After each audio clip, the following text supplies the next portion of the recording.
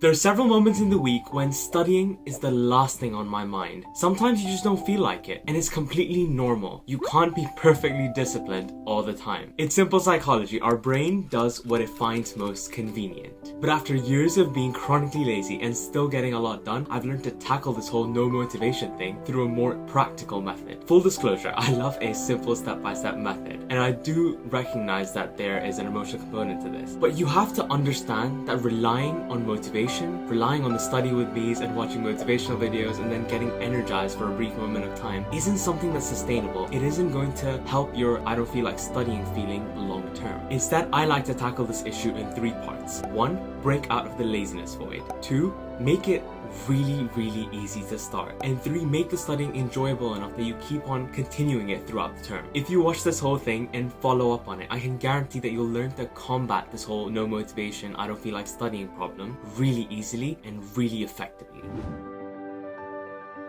You won't suddenly jump from scrolling TikToks in your bed all day to a productive day all of a sudden. It's gonna take time, so you have to ease out of that drained, dreadful state that you're in. And the way I've done this for years is I give myself a guilt-free 30-minute break. I know, it sounds more counterintuitive because you're wasting even more time not studying, but hear me out. When you've been procrastinating for hours on end, you're not gonna immediately just want to jump and start working at full speed. You're gonna need some time to change your mental state. That is what that 30-minute guilt-free break is for. There's 3 things that I do during this 30 minutes. For the first 5 minutes, I switch everything off. I throw my phone in the other room, I turn off all distractions, all my notifications go on silent, Netflix is off. Do whatever you can to avoid these distractions before you start. Everything that led you to procrastinate needs to be left out of sight and out of reach. The second thing that you need to do to break out of this laziness void is to exercise, recharge, shower. Do something for around 20 minutes that's gonna uplift your mood. If you've been miserable for the last 3 hours, then you need to switch your mood up before you dive into a good study session. Have a warm, cozy shower, get some fresh air, eat something, do something in these 30 minutes that's going to refresh you in a healthy way. And in the last 5 minutes, set the study space up. Get everything you need. Get your pens, books, open your PowerPoint slides up, maybe brew a nice cup of tea, light a candle, do whatever you want to make it look nice and aesthetic. I feel like the vibe of the study space really matters, and it does motivate you to get more stuff done for some reason. Doing these simple things will really condition and prepare your brain for effortful studying. And there you are. A simple guilt-free 30 minutes just took you from being lazy and unproductive to having a relaxed and healthy mindset with a nice study space in front of you.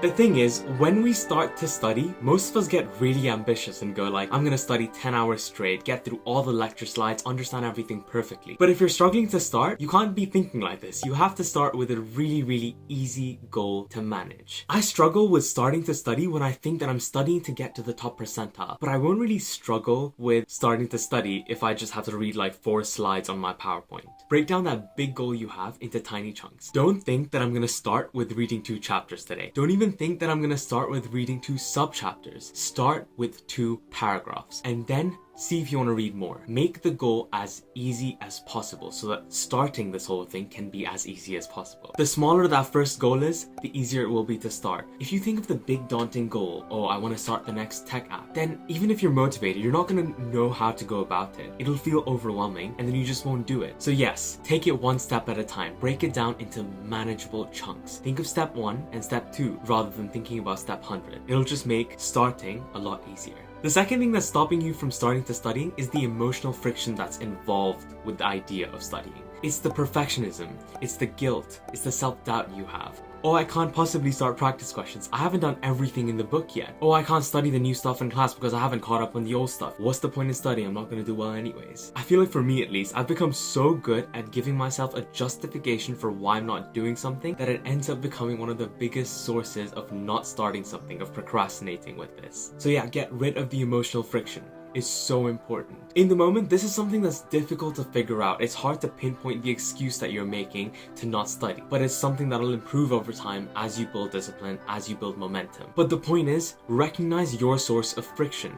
Why do you have to avoid it? Ask yourself simple things like, why does this matter? Why am I giving this so much weight? So what if I don't feel like studying? The emotional friction part of things is always ignored, and it makes starting so much harder. So yes, learn to recognize it, learn to question it, and take control of this friction you have in your head. It'll come over time, but the more you recognize it and question it, the easier it'll get to actually start studying immediately.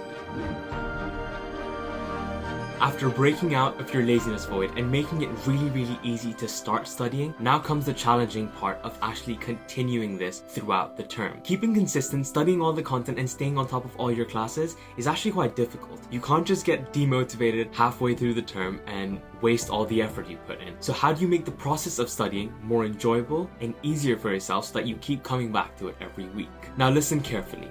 This is something a teacher told me. Monotony kills curiosity. If you go to uni every day, if you attend your classes, come home, chill a bit, and then study the same subjects in the same way, you're going to kill your drive and efficiency. Not feeling motivated to study is most likely to do with the method of your studying rather than to do with you. If you've been studying for a while and feel like you're running out of battery, then you need to switch it up very quickly before you leave it altogether. Instead of studying anatomy from Anki flashcards, draw cool diagrams instead. If you're bored of revising from the physiology textbook, then make a flowchart of the process instead. Vary the method of studying for a subject during your revision. It'll make you more likely to come back to it regularly, and it'll also help with your learning process. Another thing was that I found that switching up my routine every few weeks really helped with my consistency. I'm someone who gets bored very easily, so switching up small things in my day really did help a lot. For example, I started to go to the gym in the evening instead of the mornings. I study in the day, I go gym, I take a huge break until dinner, and then I throw in a late night study session with lo-fi music, coffee, whatever you want. It's a very tiny change, but it's more than enough to fuel that I don't feel like studying feeling that you get. So yeah, break up the routine as much as possible. Give yourself new stimulus in the day, do something different. By doing these small things, you'll really increase the regularity of how much you study throughout the term. Incorporate people into the studying as well. Do group sessions with like-minded people. It makes the process a bit more fun, you get more productive, and you're also accountable to someone else. So you won't just leave the studying halfway through. You'll stick to it because the other person is sticking to it as well. Switching it up in these different ways while you study really does help. Gamify the process. This is something very underrated. Gamifying the revision you're doing acts as a motivation to keep on going with the studying. You would think that studying isn't something that you could turn into a game. It's kind of dull. But no, gamification of something only involves two things.